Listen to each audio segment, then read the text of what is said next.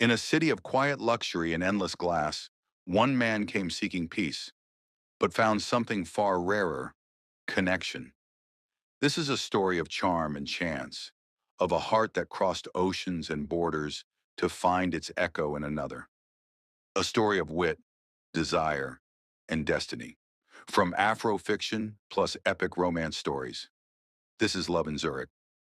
Don't forget to hit that subscribe button and give this video a thumbs up so you never miss the powerful stories we bring your way. He came to the city for silence. 3 weeks alone. No meetings, no noise. Just peace. His name was Bakare Okeke, 32, tall, handsome. The kind of man whose confidence didn't need to speak.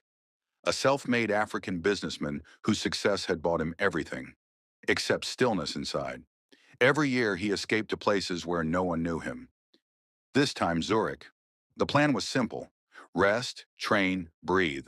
But that morning, in the hotel gym, peace decided to end. Then, laughter. Soft, bright, unexpected. A woman entered, young, striking, a natural elegance in her every step. Clara, golden hair tied loosely, a navy outfit hugging her frame, eyes bright with wit. She chose the treadmill beside him. Impressive stamina, she teased, glancing his way. For someone who looks like he belongs in a boardroom, not a gym. And you sound like you've been observing me longer than you should, he replied. The air warmed between them. They exchanged smiles, names, small talk that carried more meaning than the words themselves. Then the gym door opened. A new presence, tall, confident, European, her boyfriend. Clara, the man called, smiling tightly. I've been looking for you. The spell broke, but not entirely. Bakare greeted him politely, shook his hand, and walked away, leaving behind only curiosity and something unspoken. Later that night, fate crossed paths again. Bakar sat at the bar. Clara walked in with her boyfriend. Their eyes met, a spark disguised as coincidence. You again, she murmured. Either Zurich is small, he said with a grin, or fate is efficient. She laughed, but her gaze lingered. He could tell. She felt it too. Days passed. She left Zurich with her boyfriend, and yet in every quiet moment, he could hear her laughter echoing like a song unfinished. He told himself it would fade. It didn't. He sat alone, coffee steaming in his hand. Then, a shadow fell across the table. Her voice, soft, playful. Do you ever get tired of being exactly where I least expect you? He looked up. Clara, alone this time. Elegant, confident, smiling like the universe had changed its mind. Alex had to go back to Vienna, she said lightly. I decided to stay. He met her gaze, calm but intrigued. Lucky for Zurich, he murmured. And just like that, the story that had tried to end began again. They walked side by side, swans drifting across the water, the city glowing behind them. You don't flirt like the men here, she said. That's because I don't flirt to win, he replied. I flirt to see if the world still listens. A pause, a shared breath, the kind of silence that says everything. Later, in an art gallery, surrounded by color and quiet, she turned to him. You have the kind of mind that makes silence interesting. And you have the kind of eyes that make trouble look like invitation. The world shrank to the distance between them. They ran through the street, laughing beneath a canopy. He offered his jacket. She took it. Do you ever stop being composed? She asked. Not when someone's watching. And if no one's watching? He brushed a raindrop from her cheek. She didn't move. Their lips met. Slow, forbidden, breathtaking. And Zurich forgot to breathe. The days that followed blurred into gold and light. Breakfasts on balconies, walks through cobbled streets, her laughter spilling like sunlight across his calm. They told no one. They promised nothing. But each knew what this was. Something rare, fragile, unstoppable.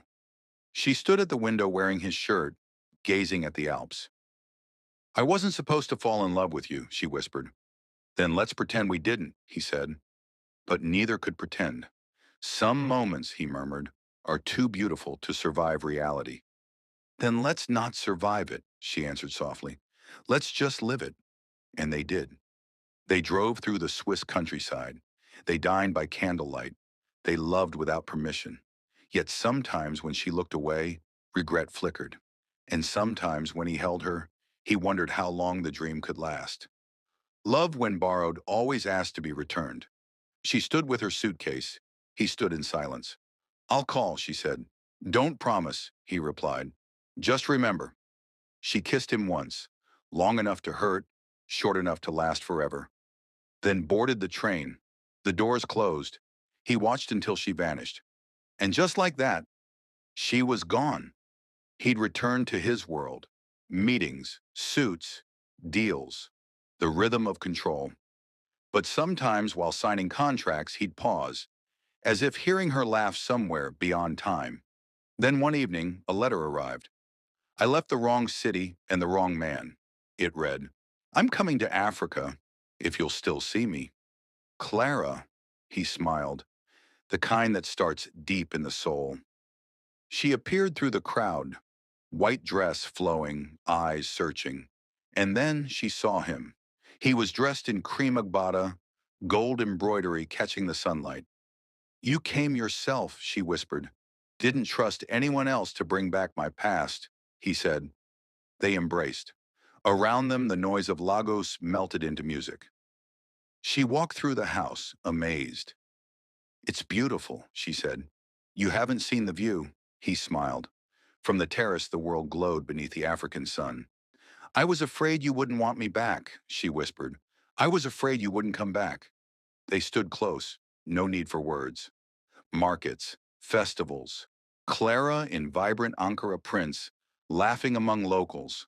Bakari by her side, proud, at peace. She had come for him, but she stayed for what his world made her feel. Alive. "This is Lagos," he said. "Alive even when it sleeps."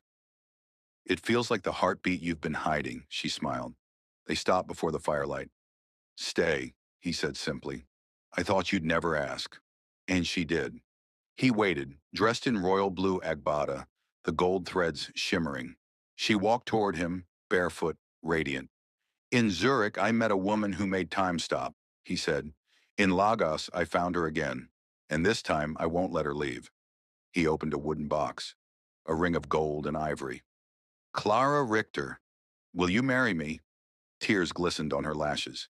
"Yes," she whispered. "1,000 times, yes." A private ceremony by the lagoon. Family gathered quietly, drums soft in the distance. Clara wore a white silk gown with gold beadwork, her hair wrapped in coral.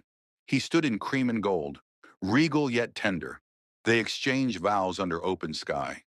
"From Zurich to here," she said, "I'd cross every mile again." "Then let's never measure distance again," he replied. They kissed, slow, eternal, sunlight flooding around them. Lanterns flicker, stars mirror themselves in the lagoon. Clara rests her head on his chest. His hand strokes her hair. "We found each other in a foreign city," the narrator says softly. "Lost each other in duty. And found again. Not as strangers, but as home. They met as strangers in Zurich, loved as dreamers between worlds, and found forever beneath the golden skies of Africa. Because true love isn't bound by distance, it remembers, it returns, it becomes home." This was Love in Zurich, only on Afrofiction plus epic romance stories, where every heartbeat tells an epic tale. Thank you for your audience.